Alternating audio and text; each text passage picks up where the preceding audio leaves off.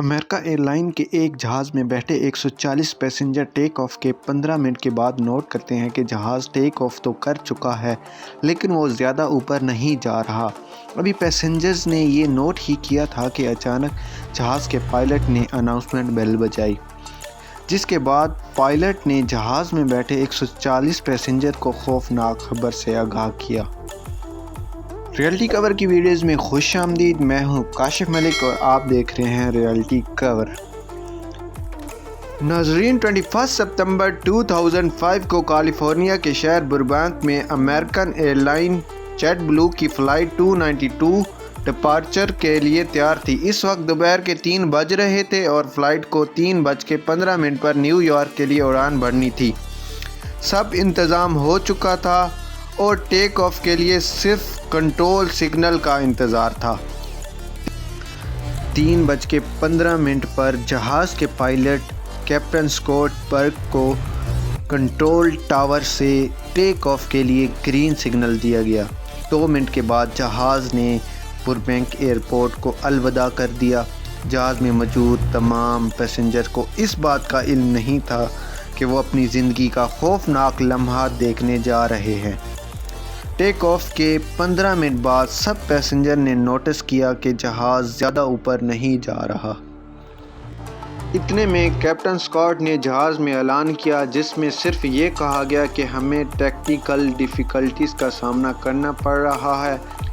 जहाज़ को take off किए आधा घंटा गुजर चुका था लेकिन अभी तक वो कैलिफोर्निया के ऊपर ही उड़ रहा था। इतने में एक बार फिर से पायलट ने ऐलान किया कि हमें लैंडिंग गियर की तरफ से कुछ वार्निंग सिग्नल्स मिल रहे हैं। कैसे वार्निंग सिग्नल, इसका भी अभी पायलट को इल्म नहीं था। लैंडिंग गियर जिसकी मदद से किसी भी एयरक्राफ्ट को लैंड किया जाता है, इसमें क्या मसला था? फ्लाइट 292 का सिस्टम बार बार वार्निंग सिग्नल क्यों दे रहा था? ये जानने के लिए कैप्टन स्कॉट काफ़ी परेशान था। इस वजह से वो जहाज़ को ज़्यादा उड़ान नहीं दे रहे थे। पायलट चाहता था कि इसको किसी तरह लैंडिंग गियर दिख जाए ताकि वो जान सके कि ये मामला कितना डेंजरस है।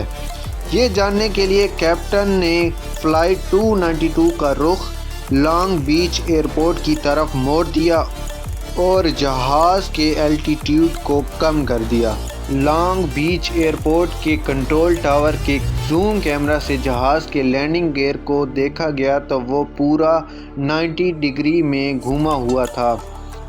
अब ये तो तय था कि जहाज़ की लैंडिंग या तो क्रैश लैंडिंग होगी या फिर एमरजेंसी लैंडिंग। इस बुरी खबर के मिलने के बाद पायलट को कंट्रोल टावर से एक और बुरी खबर दी गई। कंट्रोल टावर ने पायलट को इन्फॉर्म किया लॉन्ग बीच के लोकल न्यूज़ चैनल ने फ़्लाइट 292 के लैंडिंग गियर की फुटेज रिकॉर्ड कर ली है। अब ये मामला न्यूज़ चैनल पर लाइव ब्रॉडकास्ट दिया जा रहा है। इस सूरत में अगर जहाज़ को लैंड कराया जाता तो लैंडिंग गियर से निकलने वाली फ्रैक्शन की ज़रा आंच भी फ्यूल टैंक पर पड़ जाती तो वो ज़ोरदार धमाके का बाइस बनती।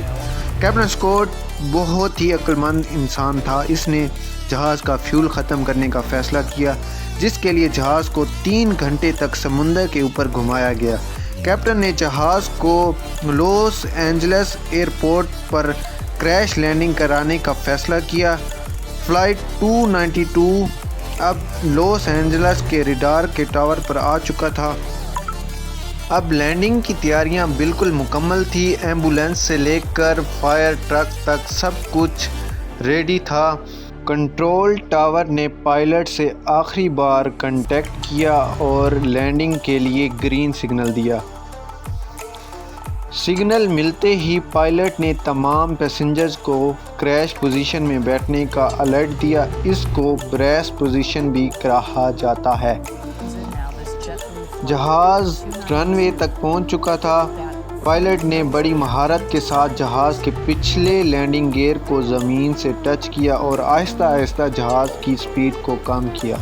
आखिरकार वो घड़ी आ ही गई जब पायलट ने जहाज़ के फ्रंट लैंडिंग गियर को ज़मीन से टच किया तो वही हुआ जिसका खौफ था।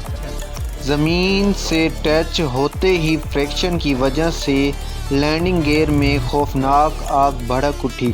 یہ آگ اتنی زیادہ تھی کہ اندر بیٹھے پیسنجرز کو اس کی گرمائش محسوس ہوئی۔ دوسرے ہی لمحے ایک لمبی خاموشی ہوئی اور جہاز خیر خیریت سے رک چکا تھا۔ یہ وہ لمحہ تھا جس میں پائلٹ اسکاٹ بورک نے 140 پیسنجر کی جان میں ایک نئی جان ڈالی۔ امید کرتا ہوں آپ کو ریالٹی کور کی ویڈیو پسند آئی ہوگی۔ تمام دوستوں سے گزارش ہے کہ ہمارے چینل کو سبسکرائب کریں اور اس انفارمیٹیو ویڈیو کو اپنے دوستوں کے ساتھ شیئر کریں۔